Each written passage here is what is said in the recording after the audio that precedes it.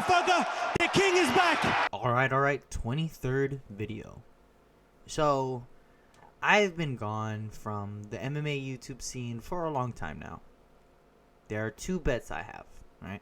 First, that you didn't ask for what I'm about to say. And second, that I'm going to ask it for you anyway. Without further ado, here's the answer to the question I just invented for you. Oh, Pineapple MMA, the most crafty vet in MMA YouTube. Where have you been? Oh, have I suffered dearly without your amazing MMA content? To answer that question, I have recently had an enlightenment, if you will. Now, let me be the first to address the elephant in the room. You guys have seen from that autistic intro that I've been gone for about a month now, I believe, and haven't uploaded a video since. But I'm here today to finally upload. To answer what enlightenment I saw has to do with what I have learned in that 1 month from YouTube during which I have been away. I'm not going to beat around the bush with you guys. I know I make a lot of jokes on this MMA channel, but I really did experience burnout from uploading videos. It was when I uploaded the 14th video that I really felt it, because making daily content with one break on Sunday really takes its toll. I don't want to get too much into it, because if you read the title, you saw the thumbnail, you're here for that, not to listen to me yap about nothing, because you're just doom scrolling MMA content, and you just happen to find my channel, and by now you're probably already gone because my engagement is like a minute. You would rather go on TikTok and waste your neurons digesting that content instead. But anyway, I digress, right? Why am I bringing this up, and when is the enlightenment part coming up? I promise it's getting there. Just be patient with me. Even though I wasn't making content, I was more or less aware of the fights, because I'm going to be honest with you, I did not see any of them.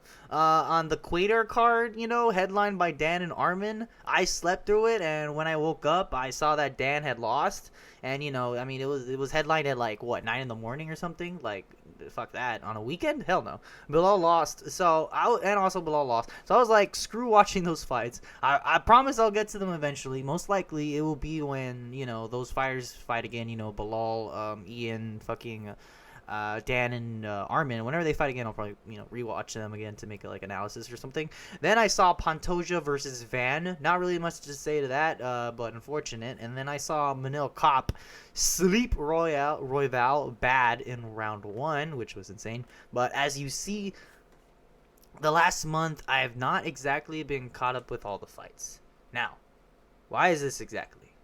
Unfortunately, finals are coming up, and I got more absorbed in that than in producing MMA content than the holidays, and of course, I also went out of town, haven't done that in years, so that's where I've been, and why I haven't uploaded. But now for the enlightenment part. It's funny, although I wasn't watching actual fights too much, I have been indulging in MMA content a lot recently, primarily for the background noise, while I do other things. But I learned something, which applies to my real life as well. There isn't a more in the moment sport, I have ever seen in my life, or just a more in the moment thing in general. What do I mean in the moment exactly? What I mean by that is the essence of MMA as a sport in general. The idea of being a UFC fighter is that they want to be the best, and to be the best, still, what does that even mean anymore, really? I mean, think about it. What does the best even mean? Here, let me put it this way. The definition of the GOAT is greatest of all time.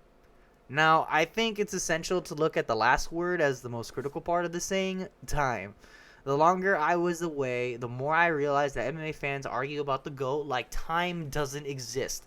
And that's the whole problem here.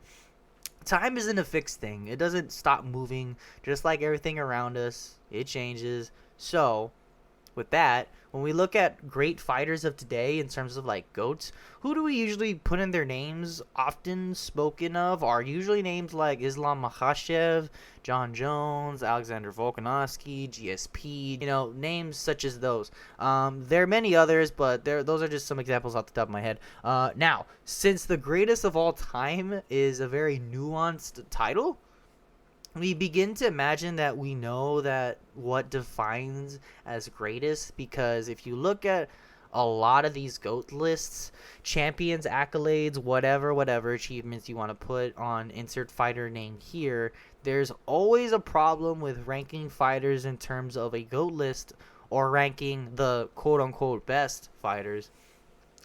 Now, a main thing you will see about these GOAT lists is that there is usually a criteria, one that the specific individual decides to be their source of reference of when talking about where they rank current fighters. And of course, there is no perfect criteria, but that's all I'm saying. If there is no real set definition, then we are not ones to decide someone's greatness, and there's no real set definition when we talk about these things. So what I mean by that is, okay, for example, most prominent example, when it comes to right now, we have John Bones Jones, who has been undefeated basically for like 10 years or some shit like that.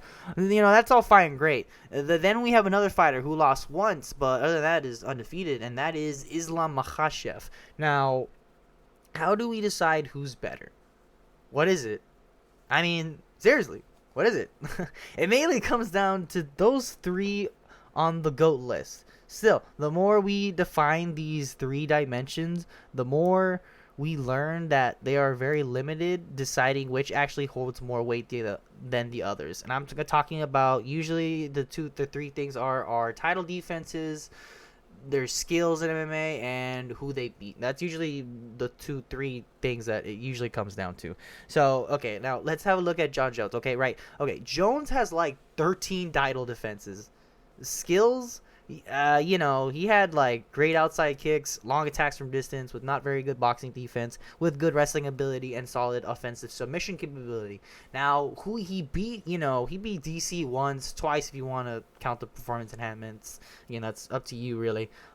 He beat Stephen Bonner, Ryan Bader, that fucking, what's that guy's name? The fucking Shogun, Quinton Jackson, Rashad Evans, Glover, OSP, Ray is gone. And that's just to name a few. There's others, right? Okay, great. Now that I have defined the three main categories of people usually go with in terms of deciding fighters' placements on the GOAT list, and that's title, defenses, skills, and who they beat, right? Now, here's the tricky part. All those three, I can have a counter argument for. Pretty much like with Jones' title defenses, well, it's funny, right? When you look at fighters like Tony Ferguson, who had to go on a 12-fight win streak, Kamaru Usman, who had to go on a 9-fight win streak, and Merab Dvalishvili had to go on like a 10-fight win streak, and the same for like Islam, also 10, I believe, before they even got a title shot. So it's like, you would think if they were given the same opportunity that some champs get in terms of getting the opportunity to fight for the title, I mean, it's like, who knows how many title defenses these guys would have, because, John Jones got a title shot after like 6 wins. So with all this, I'm saying how really valuable title wins really are, because like, look, I'll put it this way, because like, what's the difference in terms of, sorry about that, had a little mess up there, but back to our scheduled program. Okay, so what's the difference in terms of the opponent level is John Jones beating Chael Sonnen compared to like Islam Makhachev beating Dan Hooker? I mean, both opponents, objectively speaking, did not have the best record, right? Still, one was for the title and one wasn't. So it's like, where do we, draw the line and which one counts more? You know what I mean? Look, I'm not saying Islam is better. All I'm saying is when you look at title defenses, what is it really other than just another fight just with the belt on the line that signifies greatest? But at the same time, you also have the BFF belt, which, is pretty much just a plot device for the UFC promotion scene. So, which at the end of the day, that's all the belt really is, you know what I mean? It's promotion, it's based on promotion and opportunity, right? So now on to the skills part on the aspect of it right? So when I hear when I hear skills in MMA, all I really think of is pretty much style, because what is skill other than just conducting your fight ability on a certain to conducting your fighting ability to a certain way, which is what it comes down to anyway, pretty much. I think no better example of this is like Peter Yan. Like, if you were to look at a fighter who has the most skills in terms of all aspects of MMA, like boxing, kickboxing, Muay Thai, karate, jiu-jitsu, wrestling, judo. Well, you would say that nobody fits all these skills more than someone like, let's say, a Peter Yan, right? Who has shown the ability to do all these at an excellent level. Maybe not the jiu-jitsu part, but anyway, still, he does also have, and also maybe not the karate, but he has pretty decent sidekicks, and he defends the jiu-jitsu well. So anyway, still, point being, since he is probably the most skilled fighter in the UFC in terms of style, why is he still lost? Well, it's because, like, at the end of the day, you can have all the skills and the perfect style you want. Still, yeah, it's a fight. Anything can happen. You can go left when you should have gone right. You zig when you should have zagged. So even if you have all the skills, you can find someone who beats your style or set of skills. So it's like, oh well, now you're not the greatest anymore because so and so beat you. But then you also have examples like, then the guy that beat him beat the guy who beat you. So it's like, okay, well then where is the line drawn again on what skills we value? Is it overall skills, or is it effectiveness with the skills that make you have who you can oppose them on? Because unfortunately it takes two to make a fight. Hence your style only looks a certain way because of the opposition that you have, right? Okay, so a big example, I think, in terms of if you're a little bit more confused on what I'm trying to say is, with this like guy, on YouTube named MMA Che, this guy doesn't like Khabib and says, he never had hard matchups, right? But at the same time, will put Ilya on the GOAT list. Which, again, no argument on whether Khabib or Ilya is better. That's entirely up to you. Again, what you personally define greatness rather than an ultimate truth, that's up to you, right? The argument is usually that Khabib had good matchups and only fought strikers, right? He was only good at fence wrestling and wasn't good at wrestling from out in the open. Dustin put him in a guillotine and almost got him. And it's like, all right, those are fair points. I understand.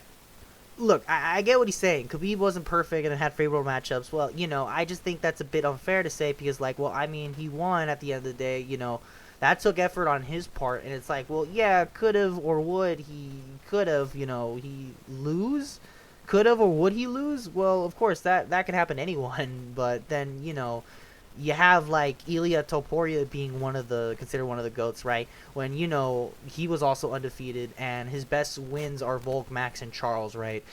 Which are like great wins, but Volk and Max, I mean they were doing all right, until they got finished. And Charles, had some moments, especially on the ground, but it's like if you're faulting Khabib for not being perfect and so would have beat him because of style, well, you can also say that about Ilya as well. I mean, the guy has never checked a leg kick ever, so, from 5 years in time, let's just say a fighter who has amazing boxing defense, great movement, great kicks, especially focusing on leg kicks. If I go around saying this guy would beat him, and that's why this guy would beat him, and that's why Ilya is not the GOAT, well, yeah, that's great, but unfortunately, as of right now, that doesn't exist. So it's like I can't really fault Khabib, or Ilya for the competition right now in terms of style, because if there's no certain style to beat them, it's like, oh, well, they did their job, could have, should have, doesn't really matter. That's why I think the GOAT conversation is very limited and more of a GOAT list as of right now, not exactly a GOAT, GOAT,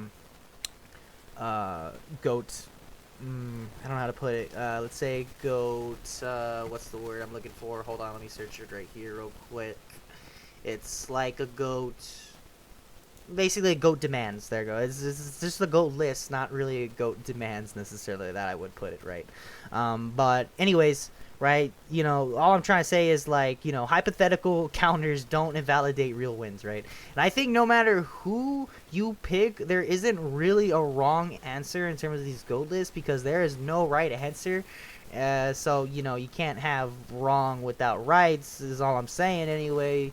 So, again, just that's it. I don't think there's a wrong or right answer you can go about this. So anyways, that's just some thoughts I wanted to say about the regarding GOATs and greatest of all times and champions, legacies, and all that shit. So, you know, that's all I want to say. So, hope you guys enjoyed the video today. I'm going to be logging off, and if you guys enjoyed the content and actually made it this far, well, I say thank you. Sorry for that ear rape right there, my bad.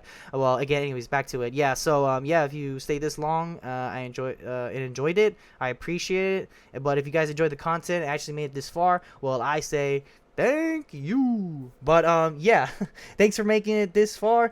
Like, subscribe, comment. If you like the content, let me know what you think. Alright, that's enough. I'm logging off. Peace!